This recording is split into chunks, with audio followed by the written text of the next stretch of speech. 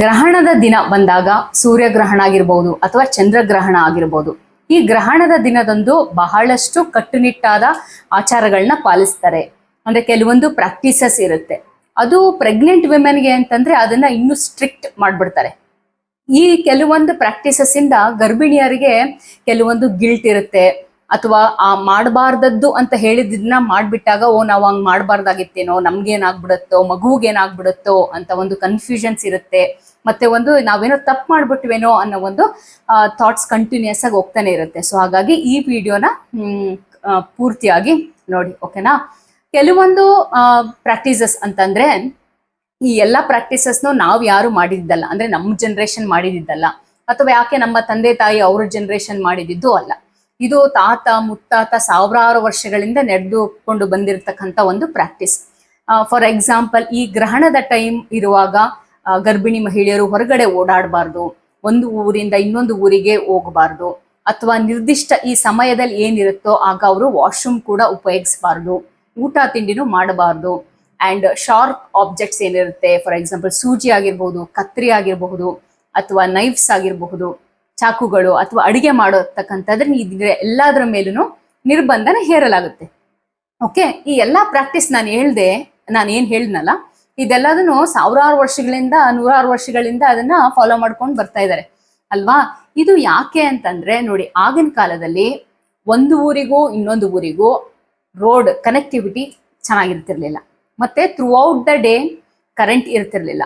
So ಈ ಟೈಮಲ್ಲಿ pregnants ಹೊರಗಡೆ ಹೋಗೋದು ಬೇಡ, ಏಟಿಗೇಟ್ ಮಾಡ್ಕೋಬಹುದು, ಅಥವಾ ಒಂದು ಊರಿಗೂ ಇನ್ನೊಂದು ಊರಿಗೂ ಕನೆಕ್ಟಿವಿಟಿ ಚೆನ್ನಾಗಿಲ್ದೇ ಇರೋದ್ರಿಂದ ಹೋಗೋದು ಬೇಡ ಅನ್ನೋ ಕಾರಣಕ್ಕೆ ಮಾಡಿರ್ತಾರೆ. ಅಂಡ್ ಆಲ್ಸೋ ಕೆಲವೊಂದೊಂದ್ಸಲ 12 hours 10 hours ತನಕನೂ ಈ ಗ್ರಹಣದ ಟೈಮ್ ಇರುತ್ತೆ. ಆ ಟೈಮಲ್ಲಿ ಏನಾದ್ರು ಅಡಿಗೆ ಮಾಡುವಾಗ ಏನಾದ್ರು ಏಟ್ ಮಾಡ್ಕೊಂಡ್ರೆ, ಚುಚ್ಕೊಂಡ್ರೆ ಪ್ರೆಗ್ನೆಂಟ್ ಮಹಿಳೆಗೆ ಇನ್ಫೆಕ್ಷನ್ ಆಗುತ್ತೆ, ಮಗುಗೆ ತೊಂದರೆ ಆಗ್ಬಾರ್ದು ಅಂತ ಈ ಒಂದು ಏನಿದೆ ಪ್ರಾಕ್ಟೀಸಸ್ನ ಅದನ್ನ ಮಾಡಿದ್ರು. ಬಟ್ ಈಗಿನ ದಿನಗಳಲ್ಲಿಯೂ ಸಹ ಅದನ್ನ ಪ್ರಾಕ್ಟೀಸ್ ಮಾಡಬೇಕಾ ಅನ್ನೋ ಪ್ರಶ್ನೆ ಬಂದಾಗ ಡೆಫಿನೆಟ್ಲಿ ನಾಟ್ ರಿಕ್ವೈರ್ಡ್.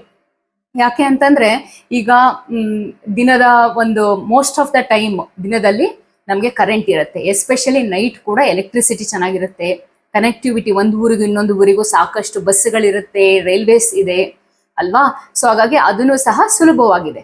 ಆ್ಯಂಡ್ ಕೆಲವೊಬ್ಬರಿಗೆ ಯೂರಿನ್ಗೆ ಹೋಗ್ಬೇಡಿ ಅಥವಾ ಮೋಷನ್ ಮಾಡೋದಕ್ಕೂ ಹೋಗ್ಬಾರ್ದು ಅಂತ ಹೇಳ್ತಿದ್ರು, ಯಾಕಂದ್ರೆ ಆಗ ಶೌಚಾಲಯ ಹೊರಗಡೆ ಇರ್ತಿತ್ತು ಅಥವಾ ಓಪನ್ ಇರ್ತಿತ್ತು. ಬಟ್ ಈಗಿನ ದಿನಗಳಲ್ಲಿ ಹಾಗಿಲ್ಲ, ಮನೆ ಒಳಗಡೆನೆ ನಮಗೆ ಶೌಚಾಲಯದ ವ್ಯವಸ್ಥೆನೂ ಸಹ ಇದೆ. ಸೊ ಹಾಗಾಗಿ ಪ್ರೆಗ್ನೆಂಟ್ ವಿಮೆನ್ ಡೆಫಿನೆಟ್ ಆಗಿ ಕೆಲವೊಂದು ನಿಮ್ಗೆ ಎಮರ್ಜೆನ್ಸಿ ಸಿಚುವೇಶನ್ಸ್ ಬಂತು ಅಂತಂದ್ರೆ, ಆ ದಿನಗಳಲ್ಲಿ ನಿಮ್ಗೆ ಅಪಾಯಿಂಟ್ಮೆಂಟ್ಸ್ ಇದೆ ಅನ್ನೋದಾದ್ರೆ ನೀವು ಹೊರಗಡೆ ಹೋಗಬಹುದು. ಎಲ್ಲದನ್ನು ಕೆಲವೊಂದು ಮನೇಲಿ ಹೇಳೋ ಅಂಥದ್ದನ್ನ ಎಲ್ಲದನ್ನು ನಾವು ಮುರಿಯೋದಿಕ್ಕಾಗಲ್ಲ ಒಮ್ಮೆಲೆ. ಸೊ ಹಾಗಾಗಿ ಈಗ ನಿಮ್ಗೆ ಇನ್ ಕೇಸ್ ಯಾವುದೇ ರೀತಿಯಂತಹ ಎಮರ್ಜೆನ್ಸಿ ಸಿಚುವೇಶನ್ಸ್, ಫಾರ್ ಎಕ್ಸಾಂಪಲ್ ಮಗುವಿನ ಓಡಾಟ ಕಮ್ಮಿ ಆಗಿದೆ ಅಂತ ಅನ್ಸಿದ್ರೆ, ಅಥವಾ ಈ ಟೈಮಲ್ಲಿ ಏನಾದ್ರು PV ಲೀಕ್ ಇದ್ರೆ, ಸ್ವಲ್ಪ ಬ್ಲೀಡಿಂಗ್ ಕಂಡು ಬಂದ್ರೆ, ಶುಗರ್ ಲೆವೆಲ್ಸ್ ಅಥವಾ BP ಚೆಕ್ ಮಾಡಿಸ್ಕೊಳ್ಳೋದ್ರಲ್ಲಿ ಏರುಪೇರಿದ್ರೆ, ನೀವು ದಯವಿಟ್ಟು ಗ್ರಹಣ ಮುಗಿಯೋ ತನಕನೂ ವೆಯ್ಟ್ ಮಾಡೋದು ಬೇಡ, ತಕ್ಷಣ ನಿಮ್ಮ ಹಾಸ್ಪಿಟಲ್ಗೆ ನೀವು ಹೋಗಿ. ಓಕೆ.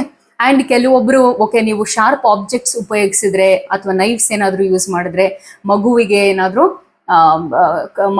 ಮಗುವಿನ ಆಕಾರದಲ್ಲಿ ವ್ಯಂಗ್ಯ ಇರುತ್ತೆ, ಸೀಳು ತುಟಿ ಇರುತ್ತೆ ಅಂತ ಹೇಳ್ತಾರೆ. ಇದಕ್ಕೆ ಯಾವುದೇ ರೀತಿಯಂತ ಸೈಂಟಿಫಿಕ್ ಎವಿಡೆನ್ಸ್ ಇರಲ್ಲ. ಓಕೆ, ಯಾಕಂದ್ರೆ ಕೆಲವೊಂದು ನ್ಯೂಕ್ಲಿಯರ್ ಫ್ಯಾಮಿಲೀಸ್ ಅಲ್ಲಿ ನೀವು ನಿಮ್ಮ ಹಸ್ಬೆಂಡ್ ಮಾತ್ರ ಇರ್ತಾರೆ, ಸಹಾಯಕ್ಕೆ ಯಾರು ಇರಲ್ಲ, ಆವಾಗ ನೀವೇ ಅಡುಗೆ ಮಾಡ್ಕೊಳ್ಬೇಕಾದಂತ ಸನ್ನಿವೇಶಗಳಿರುತ್ತೆ. ಹಾಗಾಗಿ ನೀವು ಯೂಸ್ ಮಾಡಲೇಬೇಕಾಗುತ್ತೆ. ಸೊ ಹಾಗಾಗಿ ಈ ರೀತಿ ಯೂಸ್ ಮಾಡೋದಕ್ಕೂ, ನಿಮ್ಮ ಮಗುವಿನ ಗರ್ಭದಲ್ಲಿ ಇರ್ತಕ್ಕಂಥ ಮಗುವಿಗೆ ವಿಕಾರಗೊಳ್ಳುತ್ತೆ ಅಂತ ಹೇಳೋದನ್ನು ಸಹ ಯಾವುದೇ ರೀತಿಯಂತ ಸೈಂಟಿಫಿಕ್ ಎವಿಡೆನ್ಸ್ ಇಲ್ಲ. ಓಕೆ. ಮತ್ತೆ ಈ ಟೈಮಲ್ಲಿ ಊಟ ತಿಂಡಿ ಮಾಡಬಾರ್ದು. ಹಾಗೆ ನಾನು ಕೆಲವೊಂದ್ಸಲ ಹೇಳಿದಾಗ ಕೆಲವು ವರ್ಷಗಳಲ್ಲಿ ಒಂದು 12 hours ತನಕನೂ ಇರುತ್ತೆ ಟೈಮು. ಆಗ ನೀವು ಪೂರ್ತಿ 12 hours ಕೂಡ ಕೆಲವೊಬ್ರು ಫಾಸ್ಟಿಂಗ್ ಮಾಡಕ್ ಬರಲ್ಲ, ಎಸ್ಪೆಷಲಿ ಡಯಾಬಿಟಿಕ್ ಇರೋರು, ಇನ್ಸುಲಿನ್ ತಗೊಳ್ತಿರೋರು, ಮತ್ತೆ ಕೆಲವೊಂದು ಡ್ರಗ್ಸ್ ತಗೊಳ್ಳೋದಿರುತ್ತೆ, ನೀವು ಟ್ಯಾಬ್ಲೆಟ್ಸ್ ತಗೊಳ್ಳೋದಿರುತ್ತೆ, ಅವು ಊಟ ಮಾಡಲೇಬೇಕಾಗಿ ಬರುತ್ತೆ. ಸೊ ಹಾಗಾಗಿ ನೀವು ಅಗೈನ್ ಊಟನ ಸ್ಕಿಪ್ ಮಾಡ್ದೇನೆ ಇರ್ತಕ್ಕಂಥ ಟ್ಯಾಬ್ಲೆಟ್ಸ್ನ ತಗೊಳ್ಳೋದು ಉತ್ತಮ. ಇನ್ನು ಸೂರ್ಯಗ್ರಹಣದ ಟೈಮಲ್ಲಿ ನೇರವಾಗಿ ಸೂರ್ಯನ ಕಿರಣಗಳನ್ನ ನೋಡಬಾರ್ದು ಅಂತ ಹೇಳ್ತಾರೆ.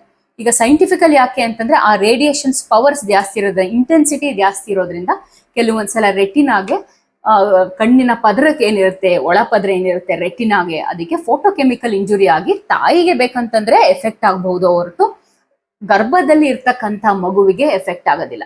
ಆ ಕಾರಣಕ್ಕೇನೆ ಅವರು ಎಕ್ಲಿಪ್ಸ್ ಲೆನ್ಸ್ ಆ ಥರದ ಫಿಲ್ಟರ್ಸ್ ಯೂಸ್ ಮಾಡಿ ನೋಡಿ ಅಂತ ಹೇಳ್ತಾರೆ. ಬಟ್ ಚಂದ್ರಗ್ರಹಣದ ಟೈಮಲ್ಲಿ ಸೂರ್ಯನ ಕಿರಣ ತಾಕಿದ್ರೆ ಅಥವಾ ಮೈಗೆ ಏನಾದ್ರು ತಾಕಿದ್ರೆ ಮಚ್ಚೆ ಬರುತ್ತೆ, ಕಪ್ಪಾಗುತ್ತೆ ಅಂತೆಲ್ಲ ಹೇಳ್ತಾರೆ. ಅಗೇನ್ ಅದಕ್ಕೂ ಯಾವುದೇ ರೀತಿಯಂತ ಸೈಂಟಿಫಿಕ್ ಎವಿಡೆನ್ಸ್ ಇಲ್ಲ.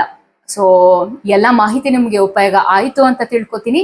ನಿಮ್ಮ ಹಿಂದಿನ ದಿನಗಳಲ್ಲೆಲ್ಲ ಹೇಗೆ ನೀವು ಡೇ ಟು ಡೇ ಆಕ್ಟಿವಿಟೀಸ್ ಏನ್ ಮಾಡ್ತಾ ಇದ್ರಿ ಅದನ್ನ ಹಾಗೇನೆ ಕಂಟಿನ್ಯೂ ಮಾಡಿ. ಮನೆಯವರು ಕೆಲವೊಂದ್ಸಲ ತೀರವಾಗಿ ನಿರ್ಬಂಧನ ಹೇರಿದ್ರೆ ಫಾಲೋ ಮಾಡ್ಲೇಬೇಕಾಗಿ ಬರುತ್ತೆ. ಬಟ್ ಇನ್ ಕೇಸ್ ಬ್ರೇಕ್ ಮಾಡಿದ್ರು ಸಹ ನೀವು ಗಿಲ್ಟ್ ಫೀಲ್ ಮಾಡ್ಕೊಳ್ಳೋದು ಬೇಡ. ಓಕೆ, ಮುಂದಿನ ವಿಡಿಯೋದಲ್ಲಿ ಮತ್ತಷ್ಟು ಮಾಹಿತಿಗಳೊಂದಿಗೆ ಸಿಗೋಣ. Thank you.